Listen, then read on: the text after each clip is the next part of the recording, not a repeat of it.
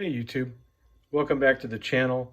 I'm back sooner than I thought I was going to be. I watched Jersey Knife Guy's video on his brand new cold steel Voyager, and I'd been meaning to make this video for a while anyways, just to go over my cold steels. I don't have as extensive a collection as Pete does, but I think mine is kind of interesting. At least it means something to me, and it's kind of my walk down memory lane. So, we'll just kind of go with it as it is.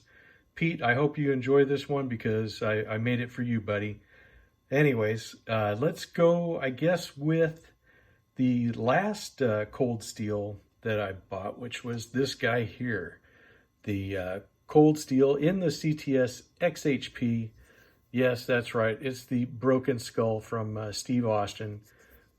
Love it, hate it, like the name, don't like the name, or whatever. I love orange knives, and this knife hit all cylinders for me. I mean, it's just super light. It's a huge blade that you get. I mean, this thing is super, super light, disappears in pocket, has the DLC coating. He was talking about, drop sheddy knives, and, well, I can't do it. But this one was kind of close at one time. At least it did it kind of. Let's see if it will. Nah, it won't. Okay, so that's a fail on my part. But hey, you guys can get a good laugh out of that. I'll try it on one of the other ones that I know will. Anyways, I did carry this knife for a while. It is super light, super strong, no issues whatsoever. Lock back, G10 handles. And like I said, I just have a thing for orange knives. And so I'm going to go ahead and set this guy down. And then we have the Mini Tuff.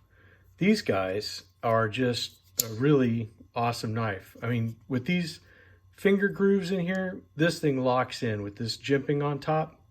And this is just like a box cutter on steroids, is exactly how they've been described, and that's exactly how they are. So that's the Tuff Light. Let's see, it just has cold steel Taiwan. I don't know if it has a particular blade steel, probably AUS 8. Cold steel uses a lot of that, and that's just, it's a really good knife. Now, the one he was doing his on was the Voyager, and here is the original Voyager. This was before they could have the removable pocket clips. I think I picked up this knife sometime in the mid to late 1990s. So this basically came out. It has this plastic handle on it. But like I said, they couldn't have the removable pocket clips. I think it was still under patent from Spyderco. So they just, basically molded this in. But yeah, it's got your thumb stud opening. This is a Tanto blade, as you can tell, worn, well loved, well used. Just an awesome knife, made in Japan. Let's see, did they throw what steel was on the blade? They did not. Again, probably AUS 8. And of course, these came in a clip point and a spear point. But I thought the Tanto point was the way to go on this one, especially for opening boxes and other stuff that was its bread and butter in the day. But here you go. Here's a Voyager from back in the day. And then, believe it or not, when we were talking about large ones, here is the cold steel, and this is the AK-47. This is the first gen. So it has the sliding lock. I forget the name they had for this lock. This knife here used to be my everyday carry. I used to pop this in my jeans and it was fine. I know some guys have modified this piece. They take it out and they make it a hammer or whatever. This was the only thing that was a drawback, was that this would eventually wear a hole in your jeans. But that was it. This had one of the first wave opening devices that I'd seen. I don't know who came out with the wave opening first, if it was Emerson or the guys at Cold Steel, but this was meant to catch on your pocket, and then you had basically like the Axis lock. Yeah, I just can't do the drop shut thing through the viewfinder. Sorry, guys.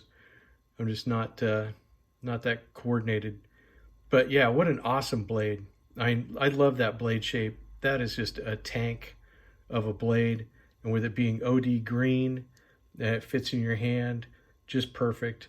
I mean, this is, I always figured that, you know, if I needed to pull it out and cut something when I was carrying it, then it would probably be cut. You know, just a super blade. I never got any of the updated ones.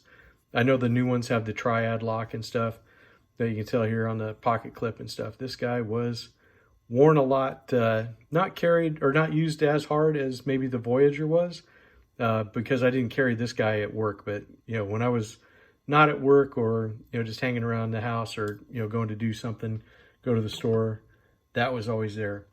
But my very first cold steel that I ever got was this guy here. And here is your SRK, and the Survival Rescue Knife. This guy here is with the carbon 5 steel, made in the USA. This one has a cool story with it because I actually bought this from Lynn Thompson. He was at a gun show when the Crossroads of the West gun show was still here in California. And he was at the booth and he had all his stuff and he was selling these. And this is a factory second. I have no idea where the defect is in this. I've looked all over this knife. I can't really find anything wrong with it at all. But they were selling it for a discount and I was more than glad to take it. And so it's kind of cool because I can actually say I bought a knife directly from Lynn Thompson. Of course, he has no idea who I am. And that's probably just fine. But to give you an idea, here's the sheath that came with it. You know, so this is all leather. You know, this thing, I basically tied it onto a pack. And I used to just carry it on a backpack when I'd go out to the woods, go out to the desert or whatever. That was that. Actually, I don't even want to put it back in the sheath. It's just so nice having it back out in hand. This just has been everywhere that I've gone, when I've gone to the outdoors, when I've gone camping or hiking or hunting or whatever. This guy's, you know, strapped to a pack and he comes with me for any such time that you would need a large camp knife. You know, so yeah, this is my collection. It's not maybe the best collection in the world, but it is mine. And I think it rocks. I hope you guys do too. What do you think of some of these vintage cold steels? Do you guys have experience with these guys? Do you have any kind of comments or anything you want to say about it? I know it was kind of a bummer when we all found out that Cold Steel had decided to sell out to that other company, and I hope that they, you know, maintain the quality and keep everything like it is. But yeah, these are my Cold Steels. Not a whole lot. Some vintage, some not. But not the last Cold Steel I'll ever buy. I can guarantee you that. These are great knives. I've been carrying them for years. Been a fan of Cold Steel, you know, since they came out in the late 70s, early 80s. Always enjoyed their advertising.